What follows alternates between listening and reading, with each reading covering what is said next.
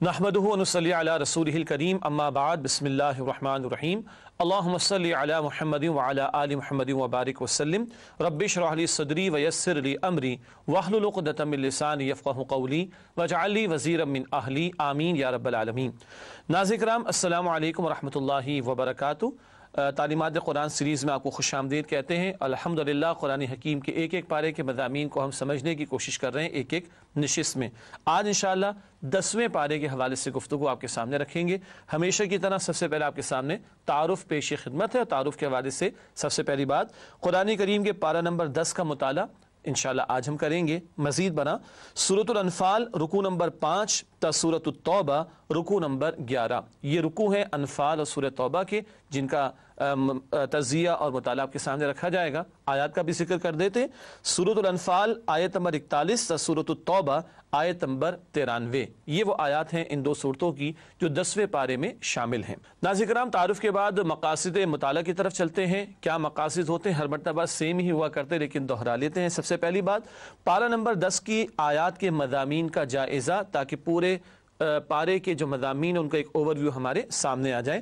منتخب آیات کا مطالعہ آج بھی آپ کے سامنے چند آیات کے حوالے سے رکھا جائے گا انشاءاللہ، اور زیر مطالعہ آیات میں بیان شدہ اہم اوامر و نواہی کا تذکرہ، ڈوز اینڈ ڈونٹس کا بیان بھی 10ویں پارے کے حوالے سے آپ کے سامنے رکھیں گے۔ چلتے ہیں باقاعدہ پروگرام کی ترتیب کے مطابق آگے اور تجزیہ سمجھتے ہیں سورۃ الانفال کے مضامین کے حوالے سے۔ پہلے سورت کے مضامین کا اوور ویو، پھر جو آیات سورہ انفال کی 10ویں پارے میں شامل ہیں ان کا تجزیہ آپ کے سامنے رکھیں گے۔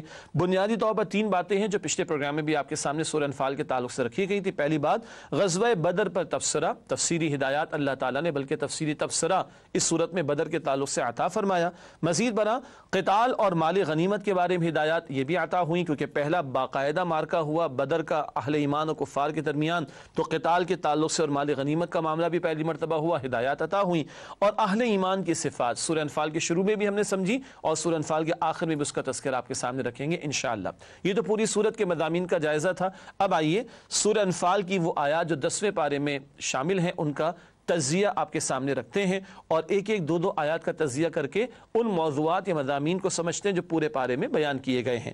سورہ انفال آیت نمبر 41 سے بیان شروع کرتے ہیں۔ مال غنیمت کی تقسیم کا حکم، اور یہاں بتا دیا گیا کہ ایک حصہ 1/5 20% وہ بیت المال کی طرف جائے گا، اور وہ رسول اللہ علیہ السلام کے رشتہ داروں کو بھی عطا ہوگا، اور عام مسلمانوں میں سے جو حاجت مند ان کی حاجات کو پورا کرنے کے لیے استعمال ہوگا، اور 4/5 یا 80% کہہ لیجئے وہ مجاہدین میں تقسیم کیا جائے گا۔ پھر سورہ انفال کی آیات 42 سے 44، بدر کا معرکہ اللہ کی طرف سے طے تھا۔ بتایا گیا اگر تم خود طے کرنے بیٹھتے تو کبھی یہ معاملہ طے نہ ہوتا، اللہ ہی نے چاہا کہ اب یہ ٹکراؤ ہو کر رہے، اور حق کا حق ہونا اور باطل کا باطل ہونا ثابت ہو جائے۔ پھر آیات 45 سے 47، دوران جنگ مسلمانوں کے لیے ہدایات، صبر کی تلقین اور ڈٹے رہنے کی تلقین، فرار اختیار نہ کیا جائے اس بات کی تلقین، اور کثرت سے اللہ کا ذکر کیا جائے اس بات کی ہدایات عطا کی گئی ہیں اس موقع پر۔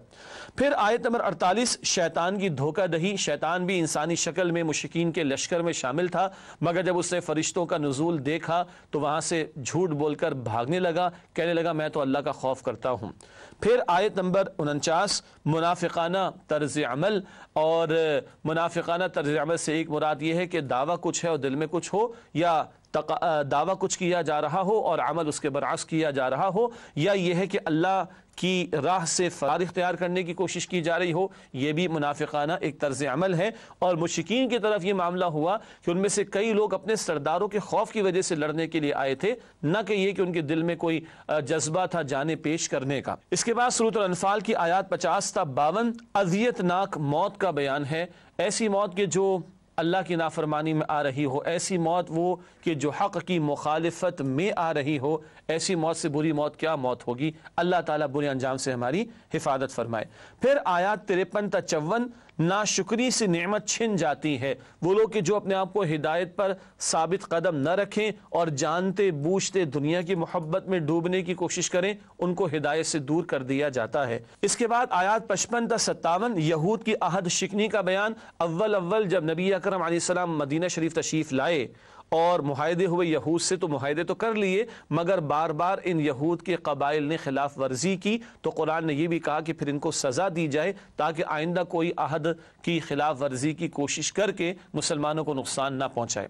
پھر آیت نمبر 58، عہد یافتہ فریق کے خلاف کارروائی نہ کی جائے۔ بڑی اہم ہدایت عطا کی گئی اہل ایمان کو، مسلمانوں کو کہا گیا مشرکین سے اگر تمہارا کوئی معاہدہ ہے تو اس معاہدے کو ختم کر دو، اور اس کے بعد اگر ان کے خلاف کوئی کارروائی کرنی ہے تو کارروائی کر سکتے ہو۔ یہ نہیں ہو سکتا کہ اوپر معاہدہ ہو اور اندر خانے در اندازی کی جائے، کسی کے خلاف خفیہ کارروائی کی جائے۔ اس کے بعد آیات 59 تا 60، جنگ کے لیے بھرپور تیاری کرنے کا حکم، مسلمانوں کو حکم دیا گیا جو استطاعت اللہ نے تمہیں عطا فرمائی قوت میں سے اور پلے ہوئے گھوڑوں میں سے ان کو تیار رکھو اور اپنے اور اللہ کے دشمنوں کو مرعوب کرنے کی کوشش کرو۔ یہ ہدایات اس مقام پر عطا کی گئی، بعد میں بھی بات کریں گے انشاءاللہ۔ اس کے بعد آیات 61 تا 62، دشمنوں کی طرف سے صلح کی پیشکش قبول کر لی جائے۔ اگر دشمن مائل ہو جائے صلح کی طرف تو اسلام جنگ برائے جنگ کی بات نہیں کرتا، کہا گیا کہ تم بھی صلح کر لو۔ اس کے بعد آیات 63 تا 64، ساتھیوں کے درمیان الفت اللہ کے فضل ہی سے ممکن ہے۔ یہاں تو نبی مکرم صلی اللہ علیہ وسلم کو فرمایا گیا اے نبی، یہ اللہ کے فضل سے ہی ممکن ہوا کہ یہ صحابہ ان میں الفت اور یہ آپ کے ساتھ جڑے ہوئے ہیں رضی اللہ تعالی عنہم اجمعین۔ تو ایمان والوں کے درمیان الفت کا پیدا ہونا یہ اللہ ہی کی طرف سے ہے اور اسی کے فضل سے ممکن ہے، گویا اسی کے فضل کی تلاش اور اس کو مانگنے کی کوشش کرنی چاہیے۔ پھر آیات 65 تا 66، قوت ایمان قلیل مومنوں کو کثیر کافروں پر غالب کر دیتی ہے۔ یہاں اللہ تعالیٰ نے تعداد کا بھی ذکر کیا اور کم از کم یہ بتایا کہ اگر ایک کے مقابلے میں 2 کفار بھی ہوں تو ایمان والوں کو ڈٹے رہنا ہے، اور یاد رہے کہ تمہارا بھروسہ تمہاری قوت بازو یا تعداد یا تیاری پر نہ ہو بلکہ تمہاری نگاہ اللہ کی طرف ہو۔ تو چاہے تم تعداد میں کم ہو مگر تمہارا ایمان پکا ہے، تمہارا توکل اللہ پر ہے، تو کامیابی تمہاری ہوگی اور اللہ کی نصرت کی وجہ سے ہوگی۔ اس کے بعد آیات 67 تا 69، کافروں کو قیدی بنانے پر اظہار ناراضگی۔ بدر کا موقع تھا، قیدی بنا لیا گیا، اس پر تفصیلی ہدایات عطا کی گئی۔ اصولی بات یہ تھی کہ اچھی طرح جنگ کا خاتمہ ہی نہ ہوتا بلکہ ان کی قوت کا خاتمہ ہو جاتا، تب قیدی بنانے کی اجازت ہوتی۔ یہ سورہ محمد صلی اللہ علیہ وسلم میں ذکر آتا ہے 26 سپارے میں، البتہ اللہ تعالیٰ نے معافی کا اعلان بھی فرمایا۔ پھر آیات 70 تا 71، قیدیوں سے اظہار شفقت۔ 70 کے قریب مشرکین قیدی بنائے گئے مگر ان کو بھی بتایا گیا کہ اگر ان میں کوئی خیر ہوگا اور آگے اللہ ان کو ایمان کی دولت عطا فرما دے گا تو ایمان کی دولت بہت بڑی دولت ہے اس فدیے کے مقابلے میں جو آج ان کو پیش کر کے اپنے آپ کو چھڑانا ہوگا، یعنی قیدیوں کو۔ اس کے بعد آیات 72 تا 73، دوستی کا معیار رشتہ ایمان کو بناؤ۔ ایمان والوں کی قلبی دوستی ایمان والوں کے ساتھ ہو سکتی ہے، کافروں کے ساتھ نہیں ہو سکتی، تو دوستی کا معیار رشتہ ایمان کو بناؤ، اس کی تلقین۔ اور آخری 2 آیات ہیں سورہ انفال کی آیات 74 تا 75، بندہ مومن کی ظاہری صفات کا بیان۔ انفال کے شروع میں باطنی صفات کا ذکر تھا، اللہ کی یاد سے دل کا کانپ اٹھنا اور اللہ کا ذکر ہو، قرآن کی تلاوت و ایمان میں اضافہ ہونا اور اللہ ہی پر توکل ہونا، اور آخر میں سورت کے ہجرت کا ذکر ہے، جہاد کا ذکر ہے، اللہ کی راہ میں جنگ کا ذکر ہے۔ یہ ظاہری صفات اہل ایمان کی اللہ تعالی ہم سب کو عطا فرمائے۔ ناظرین کرام، الحمدللہ سورۃ الانفال کی وہ آیات جو 10ویں پارے میں شامل ہیں ان کا تو تجزیہ مکمل ہوا۔ اب چند منتخب آیات جو سورہ انفال کی 10ویں پارے میں ہیں ان کا مطالعہ آپ کے سامنے رکھتے ہیں۔ سب سے پہلے سورہ انفال آیات 45 سے 46 کا مطالعہ پیش خدمت ہے۔ قتال کے لیے اہم ہدایات ارشاد ہو رہا ہے، یا ایھا الذین آمنوا اذا لقیتم فئۃ فاثبتوا واذکروا اللہ کثیرا لعلکم تفلحون واطیعوا اللہ ورسولہ ولا تنازعوا فتفشلوا وتذهب ریحکم واصبروا ان اللہ مع الصابرین۔ ترجمہ، مومنوں، جب کفار کی کسی جماعت سے تمہارا مقابلہ ہو تو ثابت قدم رہو اور اللہ کا بہت ذکر کرو تاکہ کامیابی پاؤ، اور اللہ اور اس کے رسول کے حکم پر چلو اور آپس میں جھگڑا نہ کرنا۔ اگر ایسا کرو گے تو تم بزدل ہو جاؤ گے اور تمہارا رعب جاتا رہے گا، اور صبر سے کام لو، بے شک اللہ صبر کرنے والوں کے ساتھ ہے۔ 2 اہم باتیں، ثابت قدم رہنے کا ذکر آیا اور اللہ کا کثرت سے ذکر کرنے کا بیان ہوا، یعنی میدان سج گیا تو اب چھوڑنا نہیں میدان کو۔ حدیث میں ہے 7 ہلاک کرنے والی باتوں میں یہ بات بھی داخل ہے کہ میدان قتال کو چھوڑ کر کوئی مسلمان فرار اختیار کر لے، یہ بخاری شریف کی روایت ہے۔ تو ثابت قدم رہنا، اور ہاں اللہ کا ذکر کثرت سے کرنا۔ کیوں؟ اللہ کے ساتھ تعلق مضبوط ہوگا تو اللہ کی نصرت تمہاری شامل حال ہوگی، تب تمہیں کامیابی عطا ہوگی۔ یہ ہے اصل بات اہل ایمان کے لیے۔ دوسری اہم ہدایت اللہ اور اللہ کے رسول علیہ السلام کی اطاعت کرنا، ورنہ کیا ہوگا؟ اگر تم نے نافرمانی کی تو تمہارے اندر بزدلی پیدا ہو جائے گی، آپس میں جھگڑا کیا، جماعت کے نظم کو تم نے اگر بریک کرنے کی کوشش کی تو تمہارا روب ختم ہو جائے گا۔ یہ بتایا جا رہا ہے ایمان والوں کو۔ تو اللہ اور اس کے رسول علیہ السلام کی اطاعت کا حکم۔ کیوں؟ اللہ کی مدد باغیوں اور نافرمانوں کے لیے نہیں، اللہ کی مدد اطاعت کرنے والوں اور فرمانبرداروں کے لیے ہے۔ مزید برآں بتایا گیا تمہارا روب پھر ختم ہو جائے گا، اور مزید فرمایا گیا کہ صبر سے کام لو۔ یہاں صبر کیا ہے؟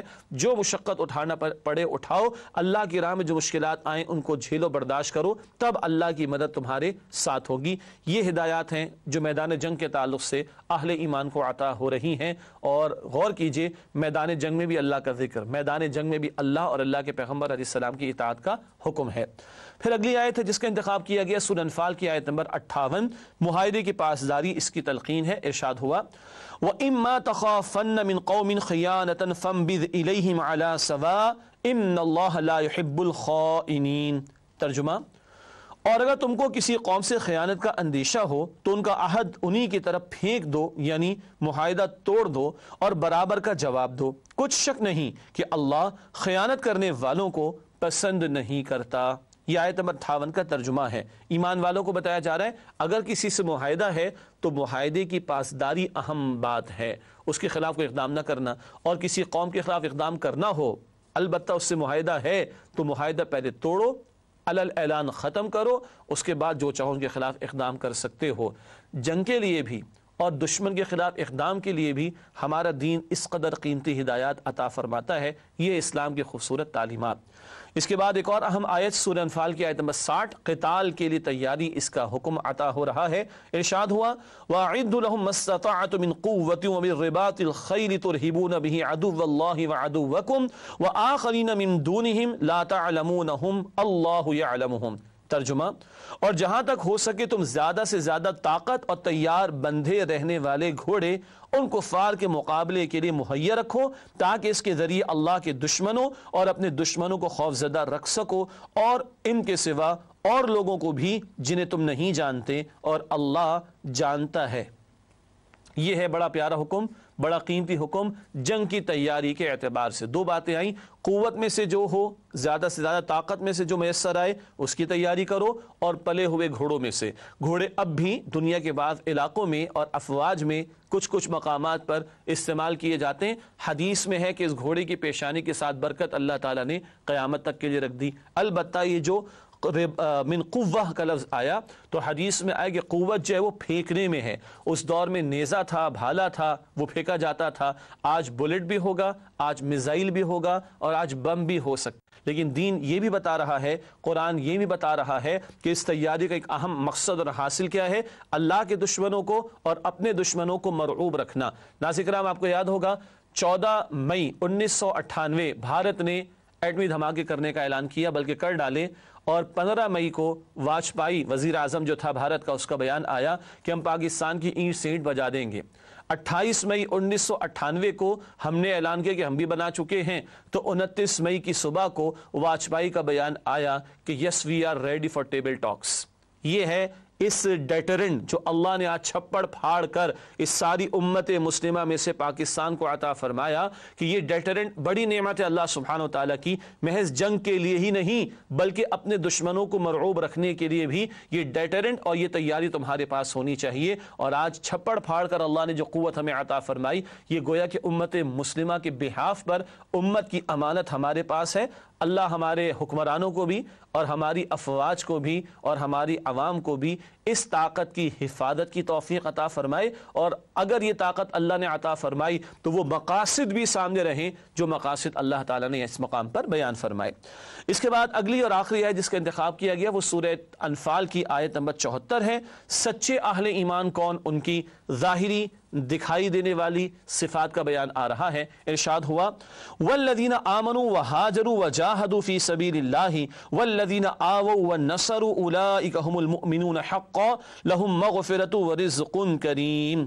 ترجمہ، اور جو لوگ ایمان لائے اور انہوں نے ہجرت کی اور اللہ کی راہ میں جہاد کیا، اور جنہوں نے ہجرت کرنے والوں کو جگہ دی اور ان کی مدد کی، یہی لوگ پکے مومن ہیں، ان کے لیے اللہ کے ہاں مغفرت اور رزق کریم ہے۔ اللہ تعالی ہمیں ان لوگوں میں شامل فرمائے۔ ایمان صرف قول ہی کا نام نہیں، اقرار ہی کر لینے کا نام نہیں، وہ تصدیق قلبی کا نام بھی ہے۔ اقرار باللسان بھی ضروری اور تصدیق بالقلب بھی لازمی، اور جب دل میں ایمان واقعتاً ہو، تصدیق والا ایمان، تو پھر عمل ثبوت پیش کرتا ہے۔ کبھی اللہ کی راہ میں ہجرت کا موقع بھی آئے گا، کبھی جہاد کا موقع بھی آئے گا۔ ہجرت روزانہ تو یہ ہے بندہ گناہوں سے دور ہو جائے، اور انتہا یہ ہے گھر بار بھی چھوڑنا پڑے تو چھوڑ دے۔ جہاد روزانہ ہے نفس کے خلاف، شیطان کے خلاف، بگڑے ہوئے معاشرے کے خلاف، اور یہ جہاد کبھی جنگ کی صورت بھی اختیار کر سکتا ہے۔ یہ وہ اعمال ہیں جو بندہ مومن کی صفات کے طور پر اس مقام پر بیان ہوئے۔ اللہ ہمیں ان تقاضوں پر عمل کرنے کی توفیق عطا فرمائے۔ ناظرین کرام، الحمدللہ سورہ انفال کی جو منتخب آیات آپ کے سامنے پیش کرنا مقصود تھی، ان کا مطالعہ آپ کے سامنے رکھا گیا۔ اب ہمیشہ کی طرح اس سورت کے بھی اوامر و نواہی آپ کے سامنے رکھتے ہیں۔ پہلے سورۃ الانفال کی وہ آیات جو 10ویں پارے میں شامل ہیں، ان میں آنے والے اوامر یعنی ڈوز کا ذکر کرتے ہیں، جن کاموں کے کرنے کی تلقین دین نے ہمیں کی ہے۔ سب سے پہلی بات، مال غنیمت کی تقسیم، آیت نمبر 41 اس میں اس کا حکم آیا ہے۔ میدان جنگ میں ثابت قدمی اختیار کرنا، آیت نمبر 45۔ کثرت ذکر الہی، آیت نمبر 45، جنگ کے حوالے سے ہدایات ہم نے سمجھی تھی۔ اللہ اور رسول صلی اللہ علیہ وسلم کی اطاعت، آیت نمبر 46۔ صبر، آیت نمبر 46 میں ذکر۔ اللہ پر توکل، آیت نمبر 49 میں اس کا ذکر۔ عہد کو ختم کرنا ہو تو علی الاعلان کیا جائے، آیت نمبر 58، اس کا ہم نے مطالعہ بھی کیا تھا۔ جنگی تیاری کرنا، آیت نمبر 60، اس کا بھی ہم نے مطالعہ کیا۔ انفاق فی سبیل اللہ یعنی اللہ کی راہ میں خرچ کرنا، آیت نمبر 60 میں ہی اس کا حکم ہے۔ صلح پر آمادہ لوگوں سے صلح کرنا، آیت نمبر 61، اس کا اشارہ بھی پہلے کیا گیا تھا۔ قتال کے لیے آمادہ رہنا، آیت نمبر 61، جب پکار لگ جائے تو پھر تنگی نہ ہو دل میں، آدمی پیش کر دے اپنے آپ کو اللہ کی راہ میں۔ حلال طیب شے کا استعمال، آیت نمبر 69۔ تقوی اختیار کرنا، آیت نمبر 69۔ ایمان و ہجرت کا ذکر اور تلقین، آیت نمبر 72۔ مال و جان سے راہ الہی میں جہاد، آیت نمبر 72۔ اہل ایمان ساتھیوں کی نصرت یعنی مدد کرنا، آیت نمبر 72۔ دوستی ایمان کی بنیاد پر کرو، آیت نمبر 72۔ رحمی رشتوں کی پاسداری، آیت نمبر 75۔ رحمی رشتوں کے حقوق ادا کرنے کی تلقین کی گئی۔ ناظرین کرام، اس کے بعد چلتے ہیں سورہ انفال کی وہ آیات جو 10ویں پارے میں شامل ہیں اور ان میں آنے والے نواہی یعنی ڈونٹس کا بیان۔ رائے حق میں ہمت ہارنا، آیت نمبر 43۔ نظم جماعت میں جھگڑنا، آیت نمبر 46، یعنی اپنے امیر کی بات نہ ماننا اور اس سے جھگڑا کرنے بیٹھ جانا۔ دکھاوا اس سے منع کیا گیا ہے شریعت میں، آیت نمبر 47 میں ذکر ہے۔ اللہ کے راستے سے روکنا، آیت نمبر 47۔ شیطانی فریب میں آ کر برائی کو اچھا سمجھنا، آیت نمبر 48۔ بڑے شوگر کوٹڈ انداز میں برائی کو بڑا خوشنما بنا کر شیطان پیش کرتا ہے، اس سے بچنے کی تلقین ہے۔ آیات الہی کا انکار، آیت نمبر 52۔ ہدایت کی نعمت سے دور ہونا، آیت نمبر 53۔ عہد کو توڑنا، آیت نمبر 56۔ خیانت، آیت نمبر 62 میں ذکر ہے، اس سے بھی روکا گیا ہے دین میں۔ دنیا کا طالب ہونا، آیت نمبر 67 میں اس کا ذکر آیا۔ ناظرین کرام، الحمدللہ سورۃ الانفال میں آنے والے اوامر اور نواہی کا بیان بھی مکمل ہوا۔ اس کے بعد سورہ توبہ کا آغاز کریں گے، البتہ ہمیشہ کی طرح گزشتہ سورت اور اب مزید جو اگلی سورت کا آغاز ہو رہا ہے ان کا ربط بھی آپ کے سامنے پیش کرتے ہیں۔ ربط سورت کے حوالے سے دو باتیں نوٹ فرمائیے گا۔ پہلی بات، سورۃ الانفال میں مشرکین مکہ کے لیے عذاب کی پہلی قسط غزوہ بدر کا بیان تھا۔ یہ پہلی قسط تھی مشرکین کے لیے، 70 مشرک قتل ہوئے، 70 قیدی بنائے گئے، بدر کا بیان انفال میں تھا۔ سورۃ التوبہ میں مشرکین عرب کے لیے حتمی سزا اور سرزمین عرب پر غلبہ دین کا ذکر ہے۔ دو باتیں ہیں، مشرکین عرب کے لیے حتمی سزا بیان کی جا رہی ہے، 4 مہینے کی مہلت دی جائے گی، پھر بھی حق قبول نہیں کریں گے، ان کی گردنیں اڑانے کا حکم۔ یہ بڑی سخت اور بھاری بات اس مقام پر سورہ توبہ میں بیان ہوئی۔ اور نمبر 2، سرزمین عرب پر اللہ کے دین کا غلبہ ہوگا۔ بدر سے جو محنت شروع ہوئی قتال کی، اب اس کا مقصد پائے تکمیل کو پہنچے گا، اللہ کے دین کا غلبہ، یہ بیان سورہ توبہ میں آئے گا انشاءاللہ تعالی۔ ناظرین کرام، اس کے بعد ہمیشہ کی طرح سورہ توبہ کے مضامین کا بھی تجزیہ پہلے ایک اوور ویو کی صورت میں آپ کے سامنے رکھتے ہیں، پھر آیات کی صورت میں تجزیہ پیش کریں گے۔ سورہ توبہ کی پہلی 6 آیات جو کہ پہلا رکوع ہے، سن 9 ہجری میں مشرکین عرب کے لیے فیصلہ کن اعلان، 4 مہینے کی مہلت دے دی گئی، جیسے کہ ابھی تھوڑی دیر پہلے عرض کیا گیا۔ پھر آیات 7 تا 24، سن 8 ہجری میں مکے والوں کے خلاف اقدام کے لیے مسلمانوں کی ذہن سازی، یہ دوسرا اور تیسرا رکوع ہے سورہ توبہ کا، جس کا نزول فتح مکہ سے پہلے ہوا 8 ہجری میں، اور صحابہ کرام کو تیار کرایا جا رہا ہے مکے والوں کے خلاف اقدام کے لیے، جن میں اپنے رشتہ دار بھی ان کے موجود تھے۔ پھر آیات 25 تا 37، سن 9 ہجری میں مشرکین عرب اور اہل کتاب کے لیے رسوا کن احکامات، یہ چوتھا اور 5واں رکوع ہے سورہ توبہ کا، اور مشرکین عرب کے لیے بھی حتمی 2 ٹوک بات آ گئی ہے، اور اہل کتاب کے لیے بھی حکم آ گیا کہ اگر یہ جزیہ دینے پر آمادہ نہ ہو تو ان کے خلاف جنگ کی جائے گی۔ اس کے بعد آیات 38 تا 129، یہ 11 رکوع ہیں، رکوع نمبر 6 سے سلسلہ شروع ہوتا ہے رکوع نمبر 16 تک۔ یہاں تفصیلی تبصرہ لکھا ہے آگے، غزوہ تبوک کے حالات پر بھرپور تبصرہ اور منافقین کے لیے رسوا کن احکامات۔ 11 رکوعوں میں بڑی تفصیل سے غزوہ تبوک کا بیان آیا ہے، اور منافقین کے لیے رسوا کن احکامات بھی اللہ تعالیٰ نے، اور سزائیں بھی اللہ تعالیٰ نے اس مقام پر بیان فرمائی ہیں۔ ناظرین کرام، الحمدللہ سورہ توبہ کے مضامین کا تجزیہ تو ہمارے سامنے آ گیا، اب آیات کا تجزیہ آپ کے سامنے رکھتے ہیں، جس کا مقصد ہوتا ہے کہ پورے پارے کے مضامین ہمارے سامنے آ جائیں۔ سورہ توبہ کی وہ آیات جو 10ویں پارے میں شامل ہیں، اب آئیے ان کا تجزیہ آپ کے سامنے رکھتے ہیں۔ سب سے پہلے آیات 1 تا 6، مشرکین عرب کے لیے فیصلہ کن اعلان، 4 مہینے کی مہلت دی گئی، جن سے معاہدہ نہیں یا جو معاہدہ توڑ چکے 4 مہینے کی مہلت ہے، ہاں جن سے معاہدہ ہے مدت مقرر ہے، خلاف ورزی انہوں نے نہیں کی، ان کے ساتھ معاہدہ پورا کیا جائے گا۔ باقی 4 مہینے کی مہلت حق قبول نہیں کرتے تو گردنیں ان کی اڑا دینے کا حکم دیا گیا۔ یہ بڑی سخت سزا ہے جو ایسی قوم کے لیے ہوتی ہے کہ جس کے درمیان پیغمبر کو بھیج دیا جائے اور پیغمبر کی بات کو رد کر دیں تو بالآخر اللہ کی طرف سے عذاب استیصال مٹا دینے والا عذاب آتا ہے۔ البتہ عظیم اکثریت نے قبول کر لیا تو کوئی ایسا بڑا میسیکر نہ ہوا کہ ان کو بڑے پیمانے پر قتل کرنے کی ضرورت پیش آئی ہو۔ پھر آیات 7 تا 15، حق و باطل میں صلح نہیں ہو سکتی، گڈمنٹ بھی نہیں ہو سکتا، حق و باطل کا معاملہ، صلح بھی نہیں ہو سکتی۔ یہ ایمان والوں کو ابھارا جا رہا ہے مشرکین کے خلاف اقدام کے لیے، فتح مکہ سے پہلے ان آیات کا نزول ہوا۔ پھر آیت نمبر 16، جنت خون جگر دے کر ہی ملے گی۔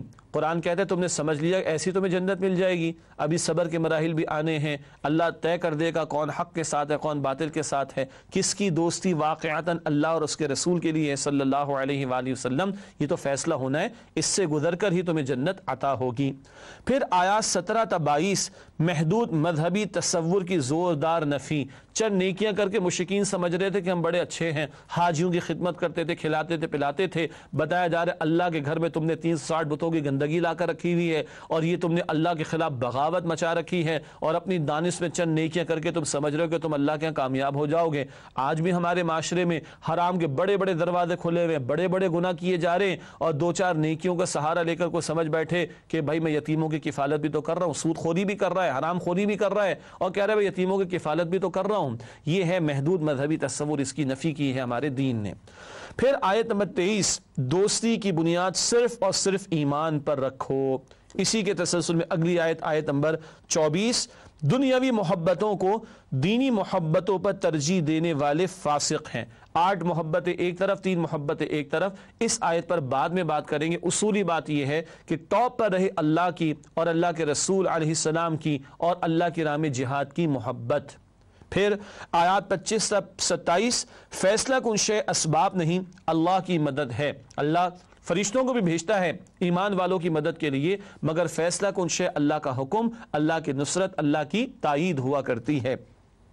اس کے بعد آیت نمبر 28، مشرکین کے مسجد حرام میں داخلے پر پابندی۔ 9 ہجری میں یہ آیات آئیں اور ان کے لیے پابندی لگا دی گئی، آئندہ سال یعنی کہ اب یہ اگلے سال سے مشرکین حج نہیں کریں گے، اللہ کے گھر کو پاک اور صاف کر دینے کا اعلان ہو گیا۔ آیت نمبر 29، اسلامی ریاست میں غیر مسلموں کی حیثیت، غیر مسلم اسلامی ریاست میں رہ سکتے ہیں، البتہ جزیہ جو کہ ٹیکس کی شکل ہے ان کو ادا کرنا ہوگا تاکہ اسلامی ریاست ان کی جان، مال، عزت، آبرو، گھر، عقیدے اور ان کی مذہبی عبادت گاہوں کی حفاظت کرے اور ان کی کفالت بھی کرے۔ پھر آیات 30 تا 31، یہودیوں اور عیسائیوں کا شرک، معاذ اللہ، یہود نے عزیر علیہ السلام کو، نصارہ نے عیسیٰ علیہ السلام کو اللہ کا بیٹا قرار دے دیا، استغفر اللہ۔ آیت نمبر 32، اہل کتاب سازشوں کے ذریعے اسلام کا راستہ روکنا چاہتے ہیں، ان کی سازشوں کا ذکر ہے۔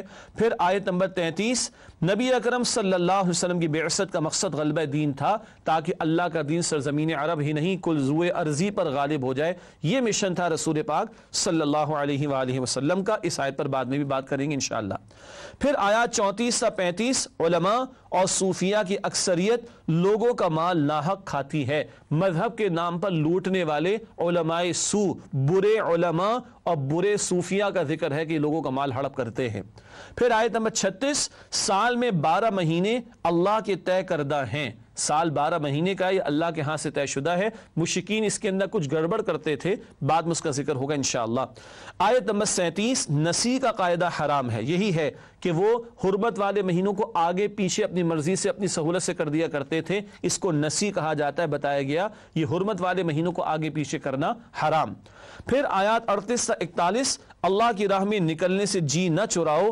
اب غزوہ تبوک کے تعلق سے 6 رکوع سے آیات شروع ہو رہی ہیں سورہ توبہ کی، اور بتایا جا رہا ہے کہ اللہ کی راہ میں نکلنا تو پڑے گا، اور غزوہ تبوک سن 9 ہجری میں وہ موقع ہے جب نفیر عام کا معاملہ ہوا، ہر ایک کا نکلنا لازم قرار دیا گیا، بتایا جا رہا ہے کہ جی نہ چراؤ۔ آیت نمبر 42، منافقانہ طرز عمل، جان چھڑاتے ہیں، جھوٹے بہانے بناتے ہیں، قتال میں جانے سے فرار اختیار کرتے ہیں۔ آیات 43 تا 48، اللہ کی راہ میں مال و جان لگانے والے ہی مؤمن ہیں، جو جان بھی لگا رہے ہیں، مال بھی لگا رہے ہیں، یہی صاحب ایمان ہیں، گویا جو جی چورا رہے ہیں ان کا ایمان مشکوک ہے بلکہ ہے ہی نہیں۔ پھر آیات 49 تا 50، قتال سے فرار کے لیے تقوی کے پردے میں لپٹا ہوا بہانہ، ایک منافق نے آ کر کہا کہ صاحب وہ روم کے خلاف جا کر رومیوں کے خلاف جنگ کرنی ہے، وہاں کی عورتیں بڑی حسن والی ہوتی ہیں، میں تو بہہ جاؤں گا، اللہ اکبر کبیرہ، کیسے کیسے پردے اختیار کر لیے جاتے ہیں جھوٹے بہانے کے لیے۔ اس کے بعد آیات 51 تا 52، رائے حق میں مصروف عمل اہل ایمان کے لیے فائدہ ہی فائدہ، اگر شہید ہو گئے تو حیات جاویدہ مل جائے گی، اور غازی بن کر لوٹیں گے تب بھی مال غنیمت بھی ملے گا اور مال بھی ملے گا، اللہ کی جو ہے وہ رضا بھی ملے گی، مومن کے لیے نتھنگ ٹو لوز والی بات۔ اس کے بعد آیات 53 تا 57، منافقین کا انفاق قبول نہ کیا جائے، یہ اب سزائیں بیان ہوئی ہیں اس مقام پر منافقین کے لیے، اب ان کا کوئی انفاق قبول نہیں ہوگا۔ آیات 58 تا 59، منافقین کا نبی اکرم صلی اللہ علیہ وسلم پر عدل نہ کرنے کا بہتان، معاذ اللہ، بد کلامی کرتے، بہتان لگاتے رسول پاک صلی اللہ علیہ وسلم پر۔ آیت نمبر 60، زکوٰۃ کے 8 مصارف کا بیان، زکوٰۃ کہاں کہاں خرچ ہوگی اس کی 8 مدات یا کیٹیگریز خود قرآن نے ڈیفائن کی ہیں۔ پھر آیات 61 تا 66، منافقین کی گستاخیاں، کہتے تھے ہاں جی ہم تو جھوٹے بہانے بناتے ہیں اور محمد صلی اللہ علیہ وسلم ہماری باتوں کو مان بھی لیتے ہیں، ان کو تو کچھ سمجھ نہیں آتا، معاذ اللہ ثم معاذ اللہ، گستاخی کرتے ہیں۔ پھر آیات 67 تا 68، منافقین مرد اور عورتیں نیکی سے روکتے اور برائی پھیلاتے ہیں، یہ ہے منافق، نیکی سے روکتے اور برائیوں کو پھیلاتے ہیں۔ پھر آیات 69 تا 70، تاریخ سے عبرت، بتایا جا رہا ہے کہ پچھلوں کو دیکھو جنہوں نے فرار اختیار کیا پیغمبر کی اطاعت سے، وہ بھی اللہ کے عذاب میں مبتلا ہوئے، اے منافقو تم نے بھی یہ حرکت کی، تم بھی اللہ کی پکڑ کا شکار ہو گئے۔ اب آیات 71 تا 72، مؤمن مرد اور خواتین نیکی پھیلاتے اور برائی سے روکتے ہیں، یہ ایمان والوں کا طرز عمل، نیکی کو پھیلانا اور بدی کو مٹانا۔ پھر آیات 73 تا 74، منافقین اور کفار کے خلاف جہاد کا حکم، ان کی سازشوں کا رد کیا جائے، ان کے خلاف جہاد کیا جائے اور ان کی سازشوں کو ناکام کیا جائے۔ پھر آیات 75 تا 77، اللہ سے وعدہ خلافی کی سزا منافقت، ان آیات پر ہم بعد میں بات کریں گے۔ جھوٹے وعدے کرنے والے لوگ اور اللہ سبحانہ و تعالیٰ کے تقاضوں سے فرار اختیار کرنے والوں پر نفاق تھوپ دیا جاتا ہے۔ پھر آیات 78 تا 80، منافقین کے لیے آپ صلی اللہ علیہ وسلم کی دعائے استغفار قبول نہ ہوگی، یہاں تک فرمایا کہ 70 مرتبہ بھی اے نبی علیہ السلام آپ ان کے لیے بخشش مانگیں گے گے اللہ ہرگز ان کی بخشش نہیں فرمائے گا۔ یہ اور سزائیں ہیں جو منافقین کے لیے بیان ہو رہی ہیں۔ پھر آیات 81 تا 82، جہنم کی آگ دنیا کی گرمی سے بہت زیادہ شدید ہے۔ منافق کہنے لگے سینکڑوں میل کا سفر ہے، گرمی بہت ہے۔ قرآن کہتا ہے جہنم کی گرمی زیادہ شدید ہے، کاش کہ ان کو سمجھ آتی۔ آیات 83 تا 84، منافقین کی محرومیاں۔ نبی پاک علیہ السلام کو فرما دیا گیا ان کا جنازہ بھی آئندہ نہ پڑھائیے گا کسی منافق کا، اور ان کا انفاق قبول نہ کیا جائے، یہ بھی بات پہلے آ چکی۔ آئندہ قتال کے کسی میدان میں ان کو شرکت کی اجازت نہیں دیجیے گا۔ آیت نمبر 85، منافقین کے لیے ان کا مال اور اولاد باعث اذیت ہوں گے۔ کبھی تو عبداللہ بن ابی کا بیٹا وہ صحابی بن گئے، عبداللہ بھی ان کا نام ہے، اور وہ ایمان لے آتے ہیں اور اس کی ذلت ہو جاتی ہے، تو ان کی اولاد اور ان کے مال کے ذریعے ان کو اذیت دی جائے گی، قرآن کہہ رہا ہے۔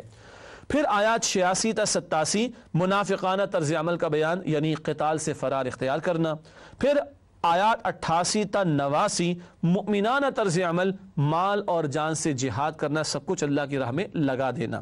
پھر آیات 89 تا 96، غزوہ تبوک میں شرکت نہ کرنے والے 4 گروہ اور ان کی مختلف کیفیات کا بیان۔ کچھ معذورین تھے، نہیں جا سکے، کچھ جانا چاہتے تھے، اخراجات پورے نہیں تھے، رسول اللہ علیہ السلام نے واپس کر دیا، روتے ہوئے چلے گئے، اور کچھ منافقین تھے جو جھوٹے بہانے بناتے تھے اور جھوٹے بہانے بنا کر رخصت چاہتے تھے۔ یہ تذکرہ آیا ہے۔ اور بالکل آخر میں 10ویں پارے کے آخر میں آیات 97 تا 99، اللہ کی راہ میں خرچ کرنے والے 2 کردار۔ کچھ وہ ہیں جو اللہ کی راہ میں سب کچھ لٹا دینا اور خرچ کر دینا اس کو جو ہے وہ سعادت سمجھتے، اور کچھ کا معاملہ ہے منافقانہ طرز عمل، وہ اس کو بوجھ سمجھتے ہیں، معاذ اللہ ثم معاذ اللہ۔ ناظرین کرام، ایک وقفہ لیتے ہیں اور اس کے بعد انشاءاللہ منتخب آیات کا مطالعہ آپ کے سامنے سورہ توبہ کے تعلق سے پیش کریں گے۔ السلام علیکم ورحمۃ اللہ وبرکاتہ۔ السلام علیکم ورحمۃ اللہ وبرکاتہ۔ ناظرین کرام، تعلیمات قرآن سیریز میں آپ کو خوش آمدید کہتے ہیں۔ آج ہم 10ویں پارے کے تعلق سے گفتگو کر رہے ہیں، اور وقفے سے پہلے سورہ توبہ کے مضامین کا تجزیہ اور سورہ توبہ کی وہ آیات جو 10ویں پارے میں شامل ہیں ان کا تجزیہ آپ کے سامنے پیش کیا گیا۔ اب چلتے ہیں سورہ توبہ کی چند منتخب آیات کے مطالعے کی طرف۔ سب سے پہلے سورہ توبہ کی آیت نمبر 5، حکم قتال اور متوازن تعلیم۔ بڑا پیارا مقام ہے، ایک طرف قتال کی بات اور ایک طرف راستہ چھوڑ دینا اور درگزر کرنے کی بات بھی کی جا رہی ہے۔ ارشاد ہوا فَإِذَا انْسَلَخَ الْأَشْهُرُ الْحُرُمُ فَاقْتُلُوا الْمُشْرِكِينَ حَيْثُ وَجَدتُّمُوهُمْ وَخُذُوهُمْ وَاحْصُرُوهُمْ وَاقْعُدُوا لَهُمْ كُلَّ مَرْصَدٍ فَإِنْ تَابُوا وَأَقَامُوا الصَّلَاةَ وَآتَوُا الزَّكَاةَ فَخَلُّوا سَبِيلَهُمْ إِنَّ اللَّهَ غَفُورٌ رَحِيمٌ۔ ترجمہ، جب حرمت کے مہینے گزر جائیں تو مشرکوں کو جہاں پاؤ قتل کر دو اور انہیں پکڑو اور گھیر لو، اور ہر گھات کی جگہ ان کی تاک میں بیٹھے رہو۔ پھر اگر وہ توبہ کر لیں اور نماز پڑھنے اور زکوٰۃ دینے لگیں تو ان کی راہ چھوڑ دو، بے شک اللہ بخشنے والا مہربان ہے۔ یہ آیت نمبر 5 کا ترجمہ ہے۔ اور 4 مہینے وہ حرمت والے مہینے اس لیے قرار پاتے کہ 4 مہینے کی ان کو گنجائش دی گئی، مہلت دی گئی، اس کے بعد ان کی گردنیں اڑانے کا حکم دیا گیا۔ بہت بھاری بات ہے نا، گردنیں اڑا دینا۔ یہ وہ لوگ ہیں 21 سال تک جن کو معافی تلافی دی گئی، 21 سال تک ان کو پیغام پہنچایا گیا، لیکن پھر بھی اڑے ہوئے ہیں، تو اب ان کے تعلق سے یہ بھاری حکم آیا۔ البتہ ابھی بھی ایمان لے آئیں، توبہ کا مطلب ایمان لانا، نماز قائم کریں، زکوٰۃ دیں، یہ ظاہری علامات اسلام پر عمل کرنے کی، فرمایا کہ ان کے راستے کو چھوڑ دو۔ اور ایک اور مقام پر قرآن کہتا ہے یہ تمہارے برابر کے بھائی بن جائیں گے۔ گویا اب بھی آپشن ہے، قبول کر لو، برابر کے بھائی بن جاؤ، تمہارے حقوق اور مسلمانوں کے حقوق برابر ہو جائیں گے، کیونکہ تم بھی ایمان لا کر مسلمان ہو جاؤ گے۔ اس کے بعد آیت نمبر 19 سے سورہ توبہ کی جس کا انتخاب کیا گیا، نیکی کا وسیع تصور۔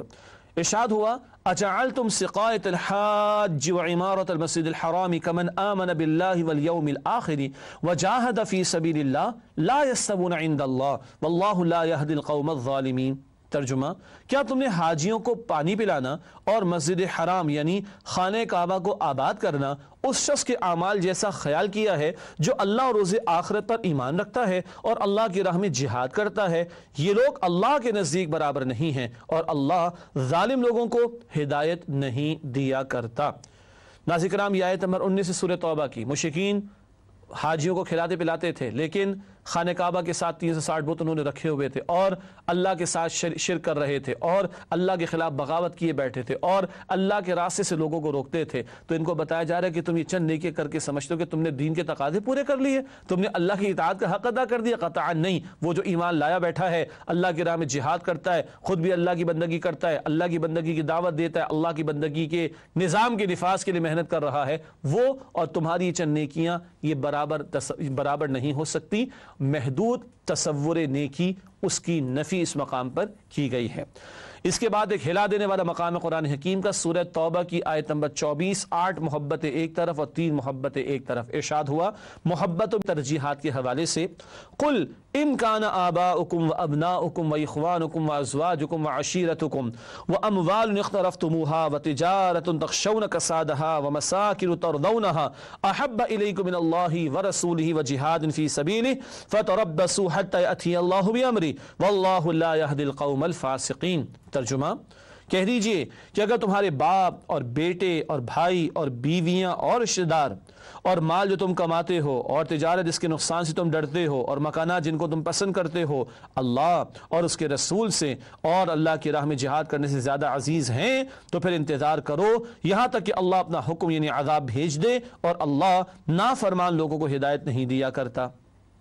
5 رشتوں کی محبتیں ہیں اور 3 مال، کاروبار اور مکانات، یہ 8 محبت ایک طرف، اس کو ایک پلڑے میں رکھ لیجئے، اور اللہ اور رسول اور اللہ کے راہ میں جہاد کی محبت دوسرے پلڑے میں۔ کون سا بھاری ہے آپ کو مجھے بھی چیک کرنا ہے۔ اگر یہ دنیاوی رشتے اور مال و اسباب کی محبت والا پلڑا بھاری ہے تو جاؤ انتظار کرو، موت آ جائے، یہ عذاب کا فیصلہ آ جائے، پھر ایسے فاسقوں کو اللہ ہدایت نہیں دیتا۔ اللہ اکبر۔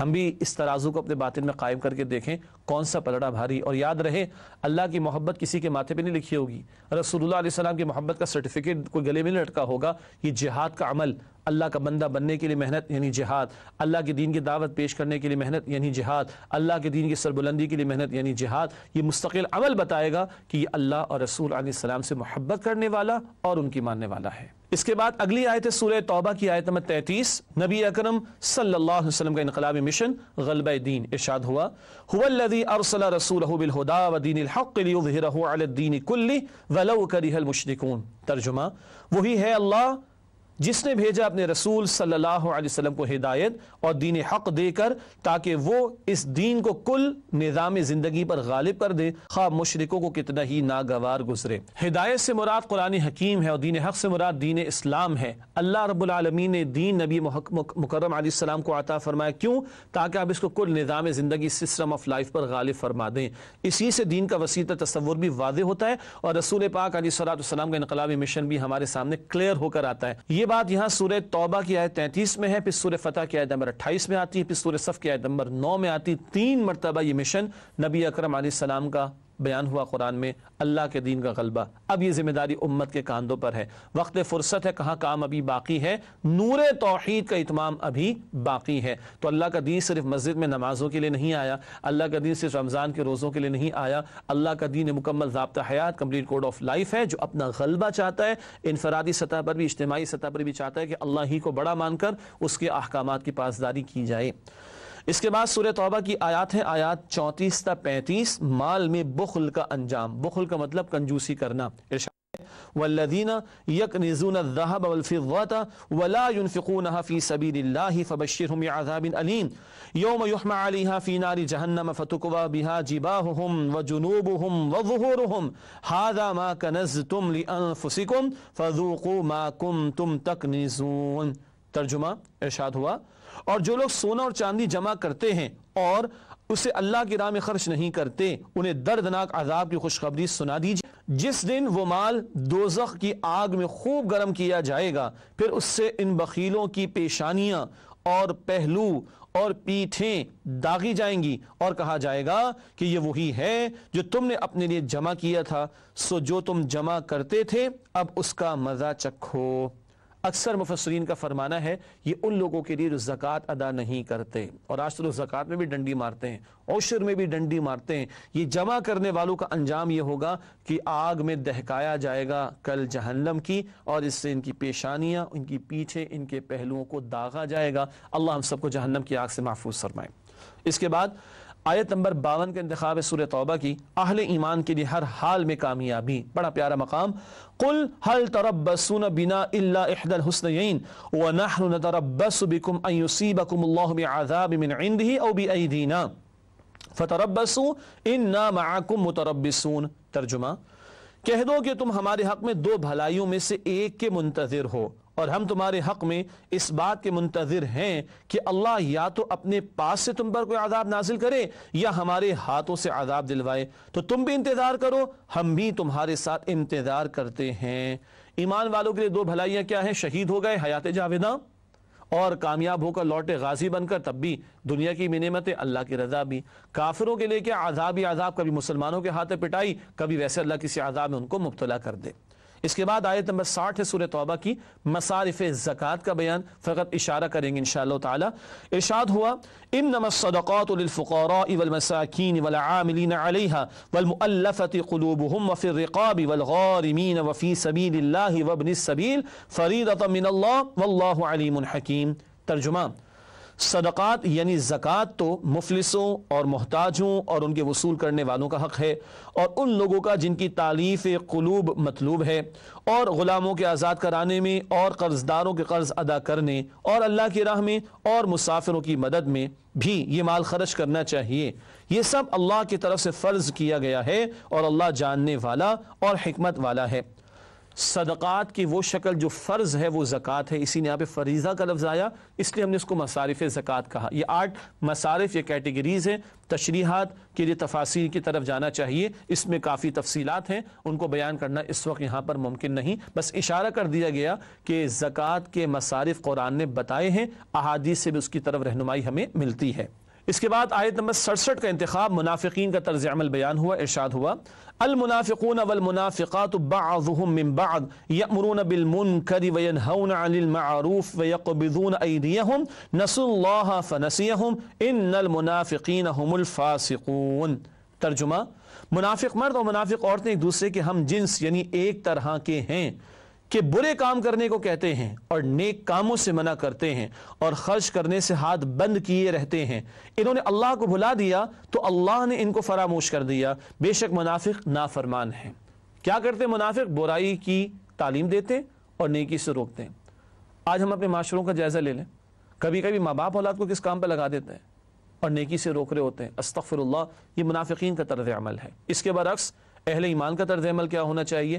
اگلی آیت نمبر 71 میں ذکر آ رہا ہے، یہاں ارشاد ہوا اہل ایمان کا طرز عمل والمؤمنون والمؤمنات بعضهم اولیاء بعض یأمرون بالمعروف وینہون عن المنکر ویقیمون الصلاة ویؤتون الزکاة ویطیعون اللہ ورسولہ اولئک سیرحمهم اللہ ان اللہ عزیز حکیم۔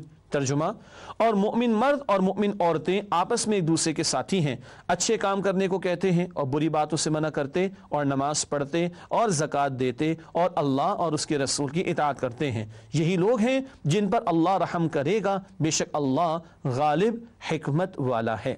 یہ ایمان والے ہیں، نیکی کا حکم دیتے ہیں، بدی سے روکتے ہیں، اسی کام کے لیے امت کو برپا کیا گیا۔ مزید برآں نماز قائم کرتے، زکوٰۃ دیتے، اللہ اور اللہ کے رسول علیہ السلام کی اطاعت کرتے۔ پتہ چلا کہ نماز اور زکوٰۃ کے علاوہ بھی اطاعت کرنی ہے، اور وہ 24 گھنٹے اللہ کے رسول علیہ السلام کے احکامات کی پاسداری ہے۔ آخری آیات جن کا انتخاب کیا گیا سورہ توبہ کی آیات 75 تا 77، وعدہ خلافی کی سزا نفاق ہے۔ ارشاد ہو رہا ہے وَمِنْهُمْ مَنْ عَاهَدَ اللَّهَ لَئِنْ آتَانَا مِنْ فَضْلِهِ لَنَصَّدَّقَنَّ وَلَنَكُونَنَّ مِنَ الصَّالِحِينَ فَلَمَّا آتَاهُم مِنْ فَضْلِهِ بَخِلُوا بِهِ وَتَوَلَّوْا وَهُمْ مُعْرِضُونَ فَأَعْقَبَهُمْ نِفَاقًا فِي قُلُوبِهِمْ إِلَى يَوْمِ يَلْقَوْنَهُ بِمَا أَخْلَفُوا اللَّهَ مَا وَعَدُوهُ وَبِمَا كَانُوا يَكْذِبُونَ۔ ترجمہ، اور ان میں سے بعض ایسے ہیں جنہوں نے اللہ سے عہد کیا تھا کہ اگر وہ ہم کو اپنی مہربانی سے مال عطا فرمائے گا تو ہم ضرور صدقہ کریں گے اور نیکوکاروں میں ہو جائیں گے، لیکن جب اللہ نے ان کو اپنے فضل سے مال دیا تو اس میں بخل کرنے لگے اور عہد سے روگردانی کر کے پھر بیٹھے۔ تو اللہ نے اس کا انجام یہ کیا کہ اس روز تک کے لیے جس میں وہ اللہ کے روبرو حاضر ہوں گے ان کے دلوں میں نفاق ڈال دیا، اس لیے کہ انہوں نے اللہ سے جو وعدہ کیا تھا اس کے خلاف کیا، اور اس لیے کہ وہ جھوٹ بولتے تھے۔ استغفر اللہ۔ یہ ہے منافقین مدینہ جن کا بیان ہو رہا ہے۔ کہتے تھے ذرا حالات اچھے ہو جائیں خوب اللہ کی راہ میں خرچ کریں گے، اللہ نے خوشحالی بھی عطا فرما دی، مگر کیا ہوا؟